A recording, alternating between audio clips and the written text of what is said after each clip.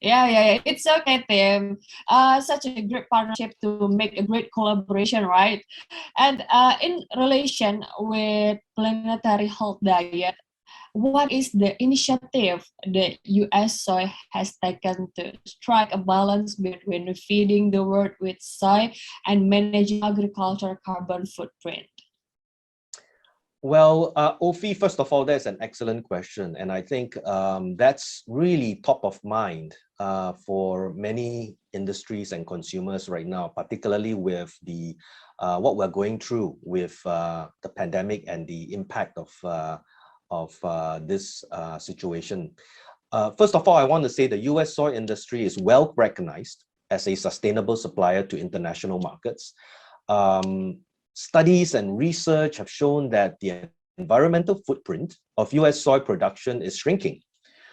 We did a study with the Netherlands Blanc consultants. They're well known in terms of studying environmental impact studies. They recently examined the environmental footprint of US soy compared to other sourcing countries for the European markets. Using a life cycle assessment LCA test, Blanc compared 1 kilogram of soybeans and 1 kilogram of soybean meal crushed at market and 1 kilogram of crushed in the country of origin, right? And so what the results showed in this study was that in general, the US had higher yields and minimum fertilizer use, as well as confirm better efficiency in this machinery in terms of the production of its soy, all of which help to minimize US soy's carbon footprint.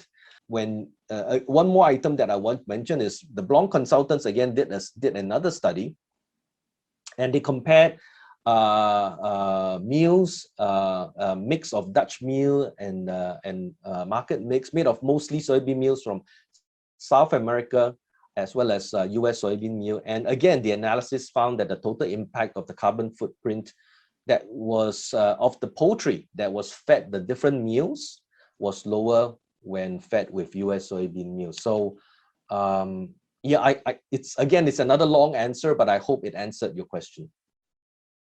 Yeah. It's nice to see, to know that, right? And I would like to ask you about chicken and egg lover. Yeah.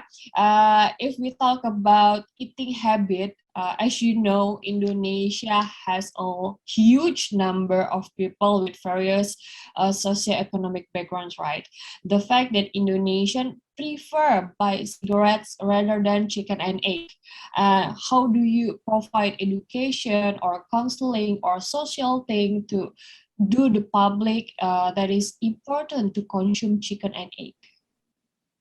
Well, I think first of all, and this is part of some of the programs that we run, and we run a lot of these programs, and these programs are focused on human health and nutrition. I think the most important thing where we need to start is the education process.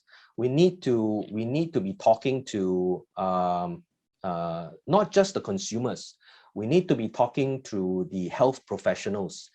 We need to be talking to organizations that work with large groups of population that is focused on their well-being, and that's what we've been doing. And so through these activities that we run with our partners in the health organizations, health professionals, to these organizations that are the NGOs that are involved in making sure that the well-being of the population is monitored and taken care of. We get the word out because, of course, as you mentioned, Indonesia is a huge population, right? I mean, it has the largest population in this region, at least, and so working with partners and collaborators which have the same mindset, and that is to raise the nutritional well-being of the Indonesian population is very important in getting the word out. So education is number one. I think number two is we need to also work with our stakeholders in country.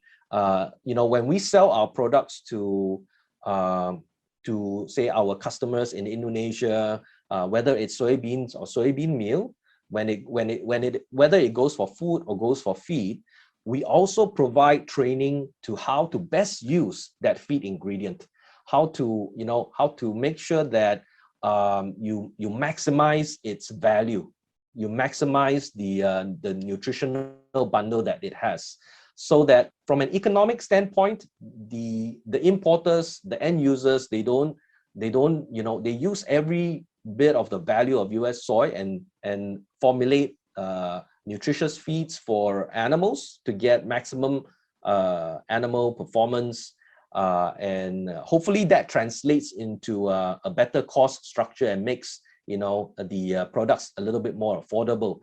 Oh yeah, such a great response. Education and collaboration is a key, and I hope Indonesian and we are also more concerned to choose the right and affordable protein like tempeh, chicken, and egg, right? Cool. And last question for this amazing talk show. Please share your message to all poultry business owner in Indonesia, especially at National Day, Chicken and Egg.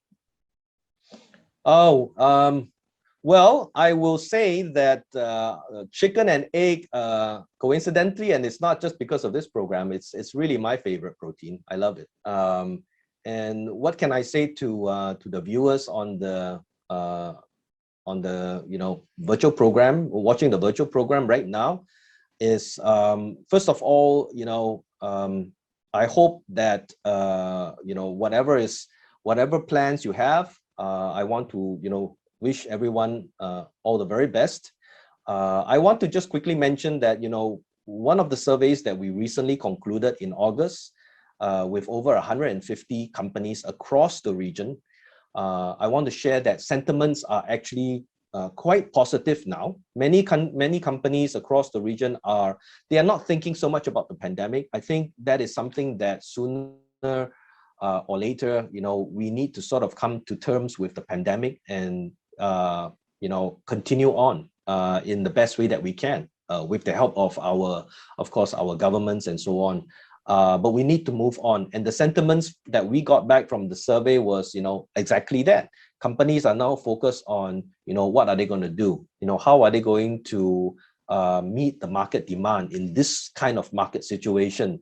How do they continue to grow? They're thinking about growing. They're planning, because they do see, sort of things changing. We're no longer in 2020 where there's a lot of uncertainty. We're in 2021. There's a lot more information that we are able to work with.